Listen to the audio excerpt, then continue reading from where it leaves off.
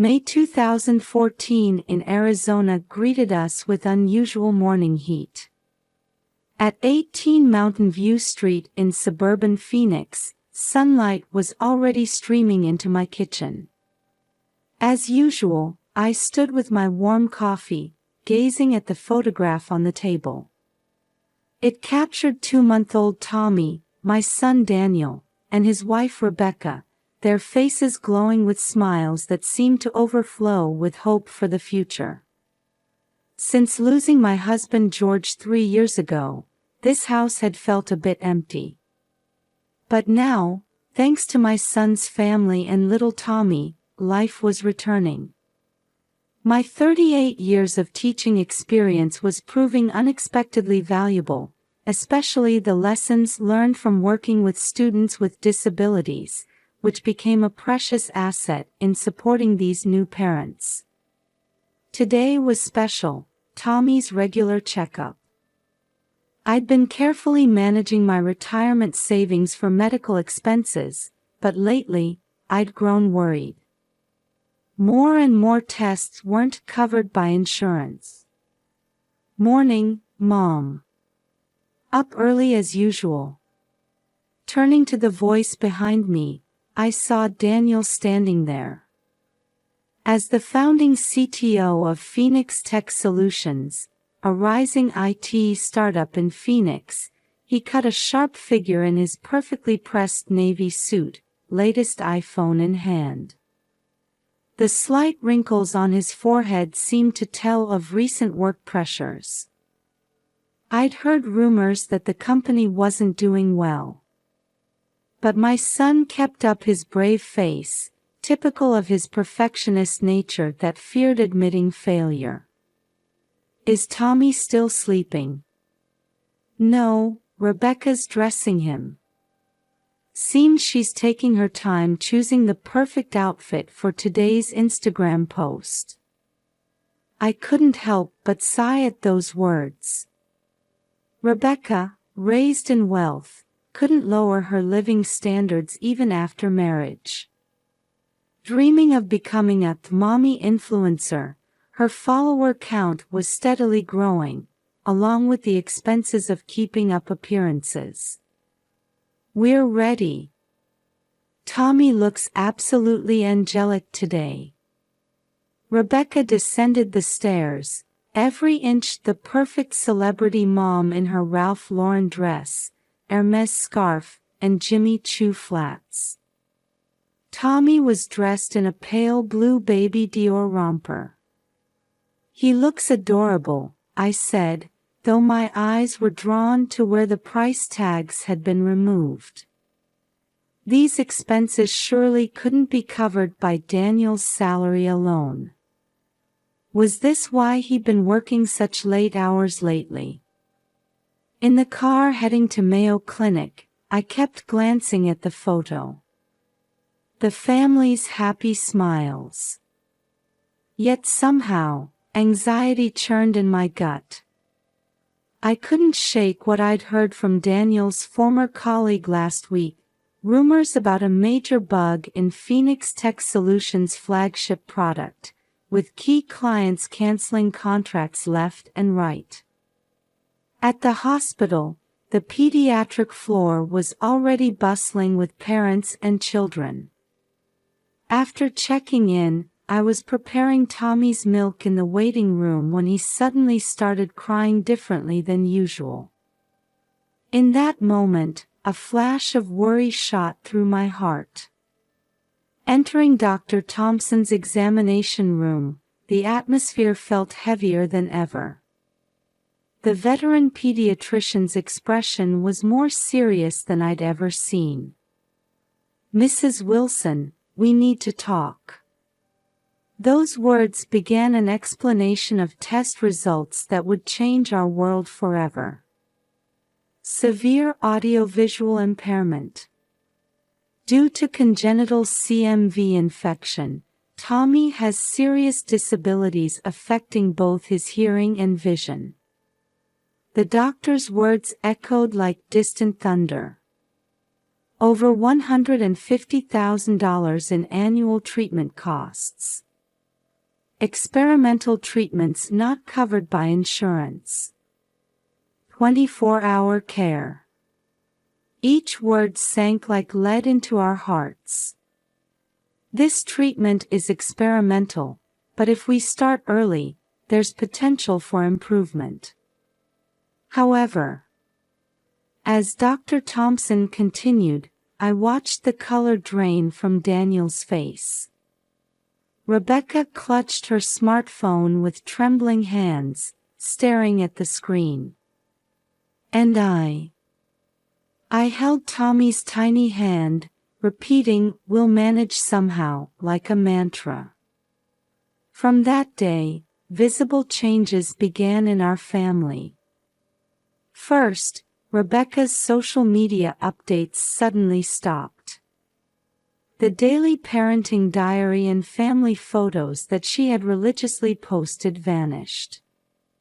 Daniel's return time grew later each day, sometimes stretching to 2 or 3 a.m. I couldn't even find words to speak to my son when he came home looking utterly exhausted.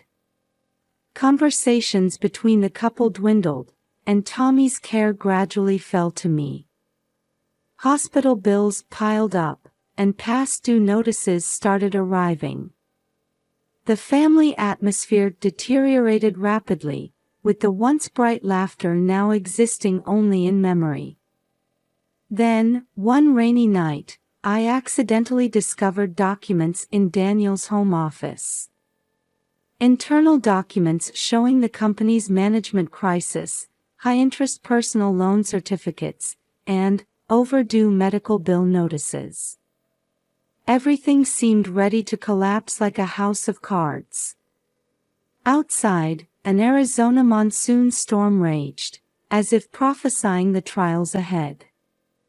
By July, Arizona was experiencing even more severe heat than usual. Daytime temperatures frequently exceeded 115 degrees, with mirages rising from the asphalt.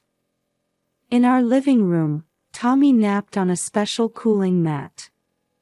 Over the past 2 weeks, the couple's situation had worsened.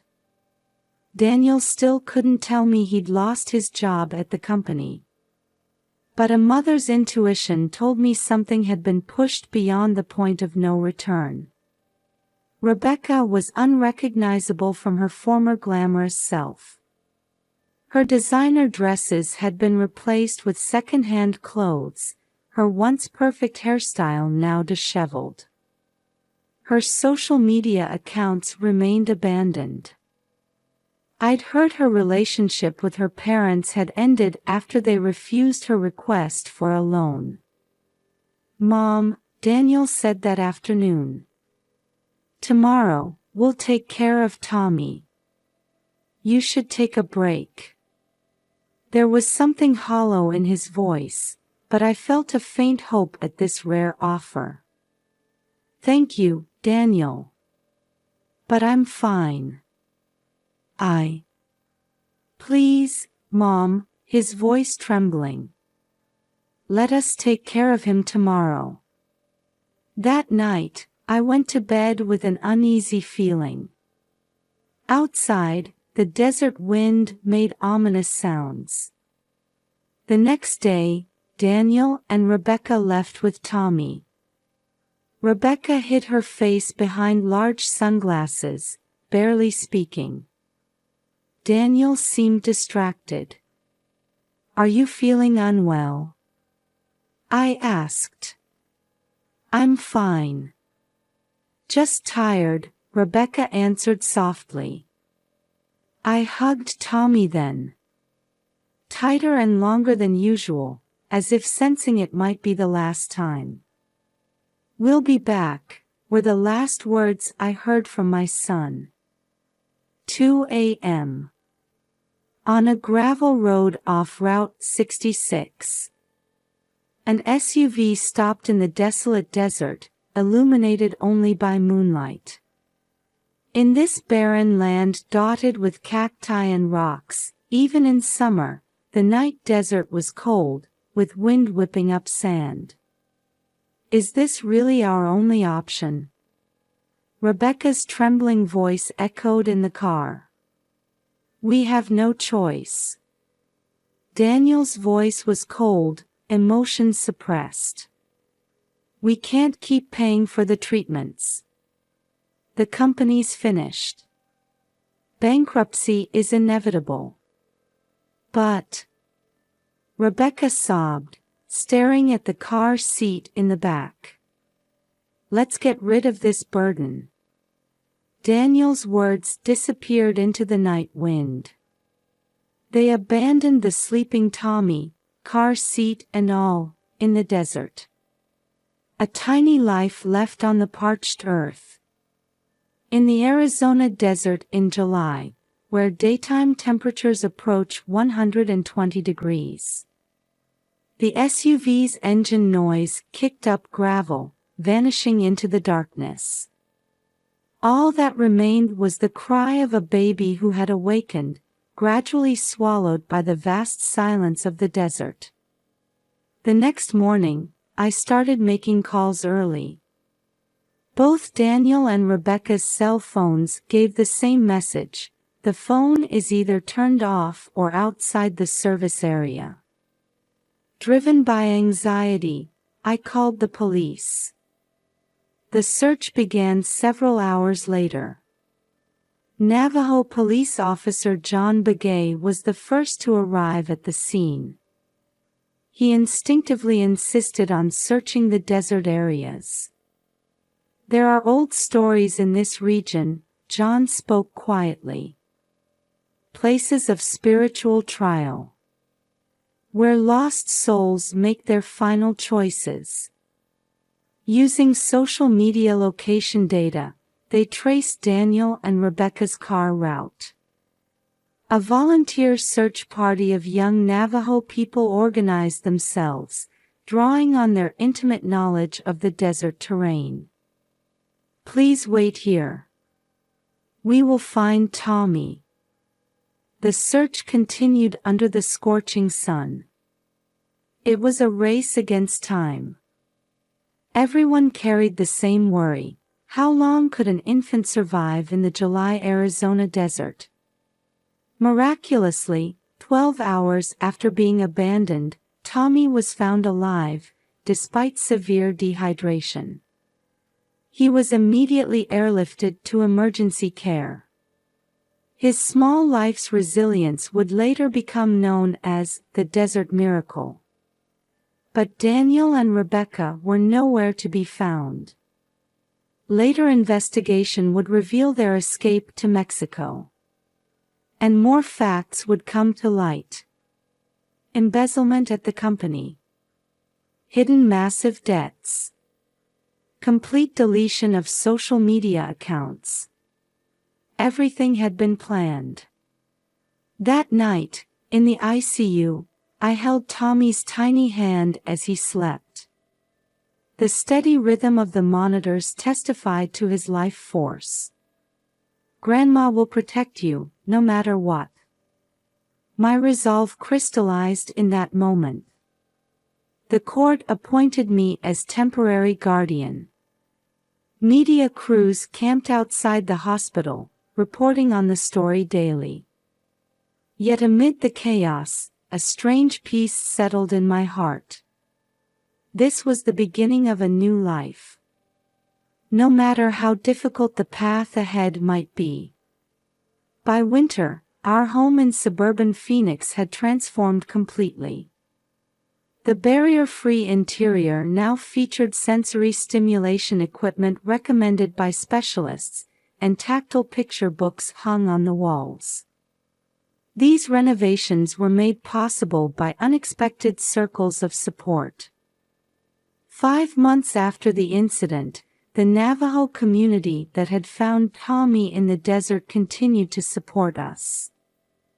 Officer John Begay, in particular, visited every weekend to perform traditional healing ceremonies.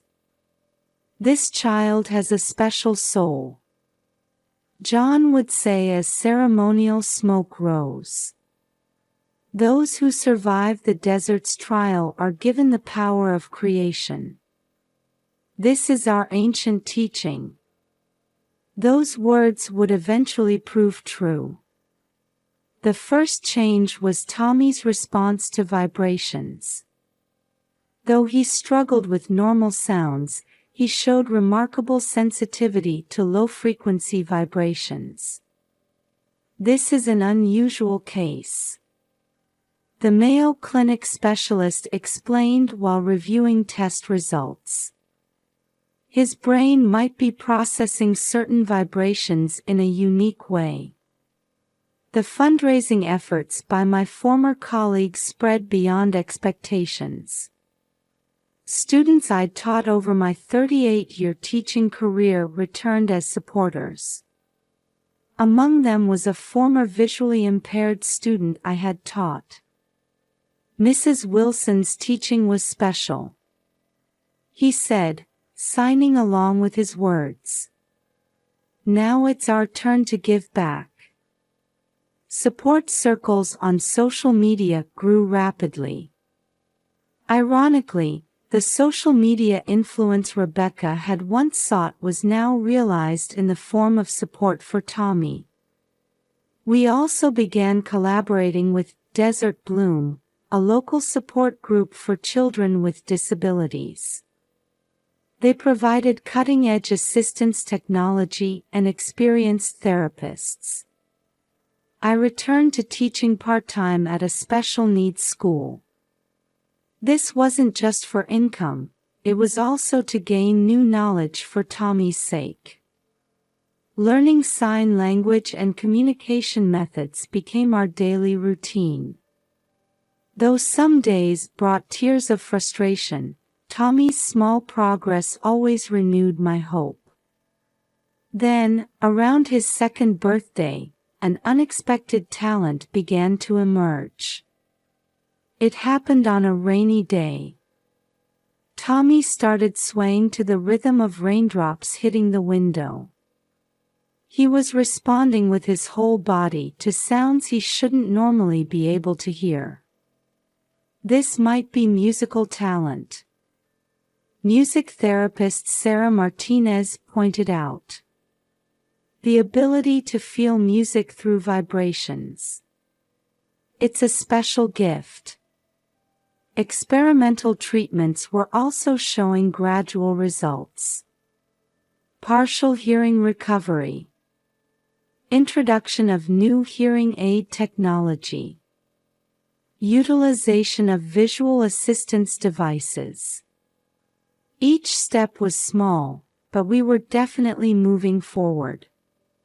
By age 3, Tommy had discovered his own method of expression using a tablet.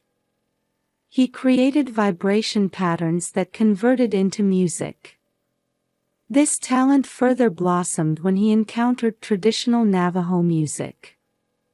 Rhythm is the heartbeat of the earth. John explained while drumming. Tommy feels that heartbeat in his own special way. His adaptation to special needs school went smoothly. Teachers utilized Tommy's unique musical expression as a means of communication. By age 5, Tommy began showing remarkable talent in electronic music. His unique compositions, combining vibrations and sound, gradually gained attention. His music videos on YouTube received unexpected responses. Messages poured in from families with disabled children, saying they found hope in his work. At local art festivals, audiences gave standing ovations to Tommy's performances. His way of feeling sound through vibrations and expressing it as music touched many hearts. Local news dubbed him the Miracle Boy of Arizona, and disability support groups took notice. Medical professionals showed interest in his work as a new possibility for music therapy. Sometimes I look back at photographs. The doctor's stern expression that day in the examination room. My son and his wife who ran away. The baby abandoned in the desert. All these memories now seem to shine in a different light. Perhaps the trials opened a door to new possibilities. Tommy's music was like a prayer rising from the depths of his soul. It taught us that life holds unexpected miracles. Spring 2024. In the Phoenix Community Center Hall, soft electronic music flows. 10-year-old Tommy sits before his custom musical equipment, teaching 20 children with disabilities how to express themselves through vibrations. His music now attracts national attention. His vibration therapy playlist on Spotify is being used in medical facilities. Nominated for multiple music awards, his innovative expression method is credited with opening new horizons in music therapy. I'm 75 now. Though my hair has whitened, my advocacy work for children with disabilities has become even more active. I've had increasing opportunities to speak at conferences nationwide as a community leader.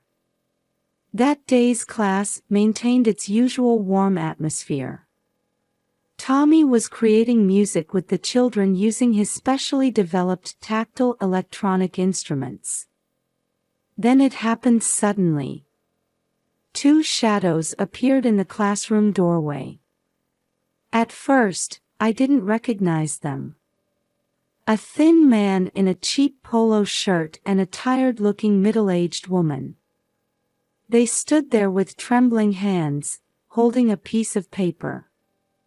But when the man spoke, my blood froze. Mom. Tommy. My son's voice, after 10 years. It was Daniel. The classroom atmosphere instantly turned to ice. The music stopped, and all eyes focused on the doorway. Tommy, as if sensing the situation with his sharp intuition, slowly raised his head. Rebecca had completely lost her former glamour. Her luxury-branded outfits were replaced with worn jeans and a t-shirt, her unkempt hair showing streaks of gray. We want to come back to the family. Daniel's voice trembled. In his hands was a letter that read, "Please forgive us," the ink smeared with tears. The truth gradually emerged. 10 years in Mexico. Failed businesses. Heavy debts. And poverty. They had returned after learning of Tommy's musical success in the news, harboring financial expectations.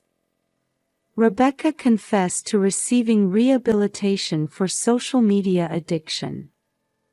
Her obsession with projecting a perfect family image had driven her to the edge.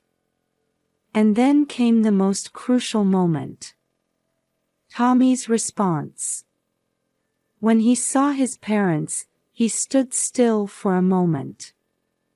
Then, slowly, he began to sign. "Why did you come back?" I voiced his signs, but Tommy didn't wait for an answer. He returned to his instruments. And then he began to play. It was music unlike anything anyone had ever heard.